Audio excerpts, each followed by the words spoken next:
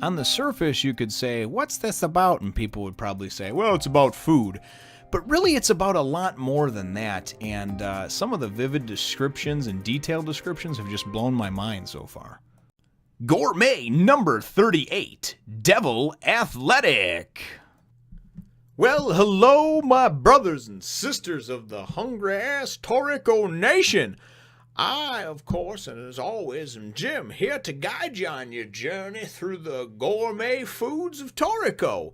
Actually, just here with another chapter review. Of course, our last chapter saw everything, really at the end of it, we saw that in the Devil Athletic area that Rin and Toriko were in, that he mentioned that he was on stage 5 or something already, and was having some trouble fighting this weird-looking giant bird, foul-looking thing. So that's where things left off. That's where things pick up. And I tell you, I gotta say that this Toriko, it must be a very underrated manga. I don't know how popular it is in Japan or over here or whatever. I know it's gaining some ground, and some people argue that it's taking over this and taking over that. However, I know that its sales aren't in like the top 10 or even top 20, I think, of manga sold from last time I checked. But that doesn't mean that it's any less of a great story.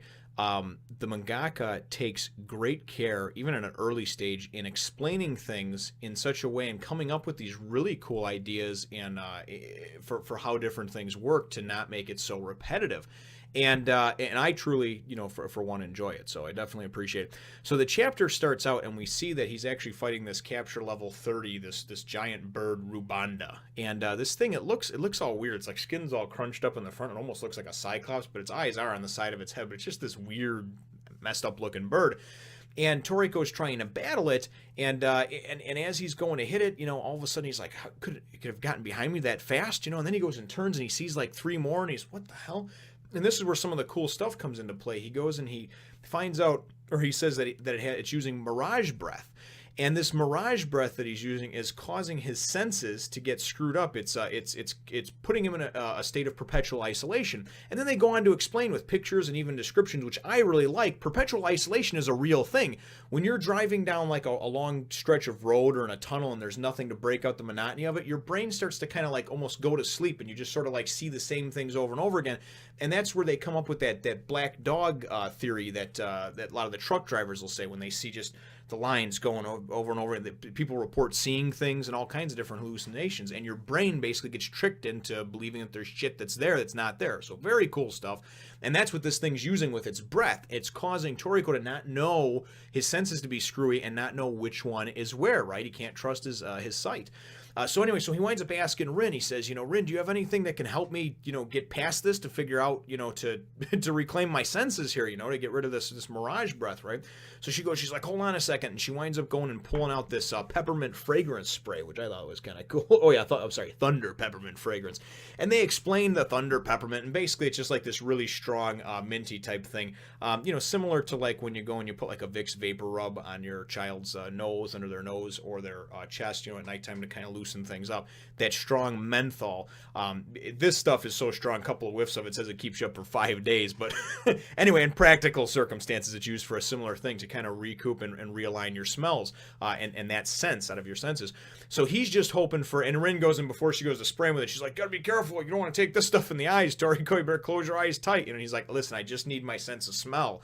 So she sprays him with it, and then he goes and you can kind of see by his smell. It's kind of cool the way they draw it. They show that it's like he can perceive where things are based on the smells, right? And the location of the smells. So then he goes and he gets it ready, and he kind of goes and gears up for the thing, and you see him go, knife! And he goes and swashes through, and you're like, yeah, I got him, and the damn bird's not there. And I'm like, what the hell? And then all of a sudden the bird's behind him, and the bird's like, and just takes a big-ass bite of him, So Toriko is running, trying to dodge this thing and going, what the hell, Then it goes into this other thing and explains this really awesome thing about it. And I was going to get the narrator to read it, but his day is off. It's his day off today, so, tough shit. I guess we can't.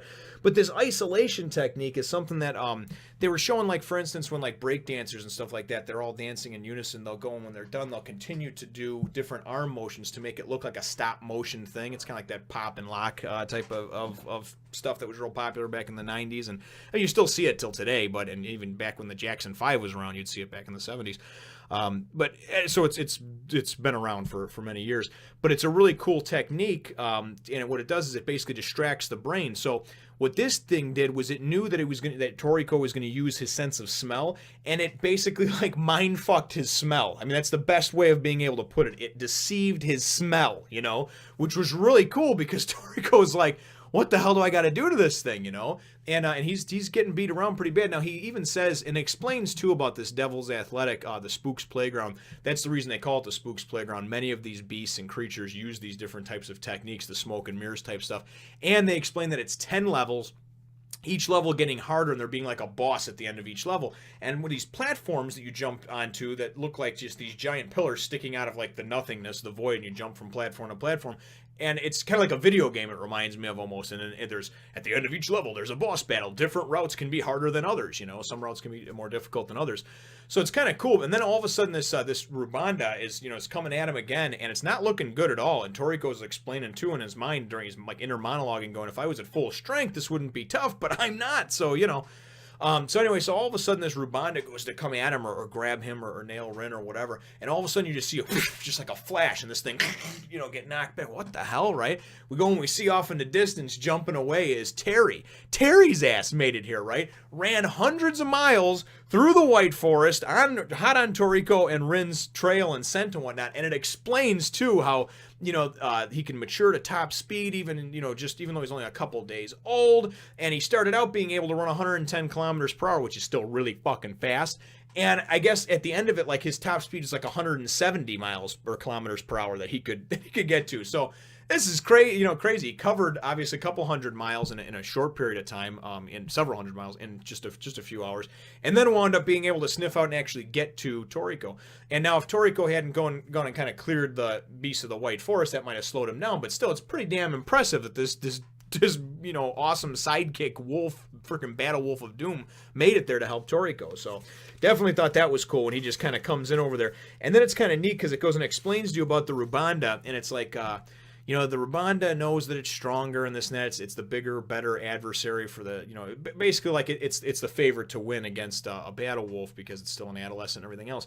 But the fact that Terry was able to go and figure out and get past all of its smoke and mirrors nonsense and figure out which one he actually was without guessing, it kind of throws him back and makes him a little bit scared, kind of like you never know who you're fucking with type of scenario, right? So I definitely thought that was neat.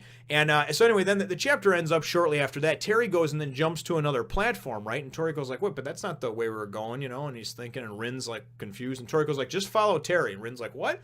And he goes, listen, Terry obviously had a good sense of how to get here and get to me and everything else. And he can sense probably that there's no danger over that way, or that's the least dangerous way. So they're jumping along and hopping along these different paths. And it's cool because they hop on this one that's next to an elevated one with like this huge crazed looking, like just like rhinoceros on crack. Like if a rhinoceros and like a triceratops like had a lot of sex, and a baby came out, what this thing would be, man. It just looks all grim. And he's like, oh, thank God I don't got to fight that.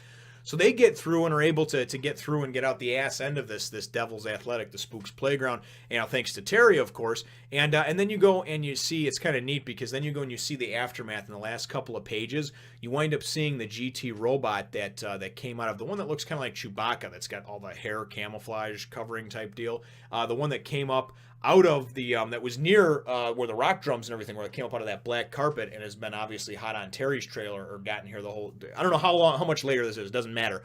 The point is that you see the Robanda just laying there like all bloodied and beaten. And it's so funny because you see these beasts like when they're fighting Toriko and you're like, oh yeah, I hate that guy, it's bad. And then you go and you see it all like torn up and stuff by the GT robot and you're like, oh, I feel bad for the birdie, At least I did. But so obviously he's coming, he's hot on their trails. They've now made it to the tip or the entrance to the Regal Plateau, and certainly very, very cool stuff. So that is where the chapter leaves off, of course, with us seeing that GT robot. And my question for you, brothers and sisters, for this chapter, it really has to do with the Devil's Athletic itself, the Spooks Playground. What do you think about the whole design of it? Does it remind you of a video game like it does to me? Leave your answers in the comments down below. Feel free to hit the thumbs up, the like button if you should think that I deserve it, and subscribe if you have not done so already. We will look forward to catching all of you in the next Fun Nation. Give a thumbs up for Terry, the coolest sidekick in the whole universe.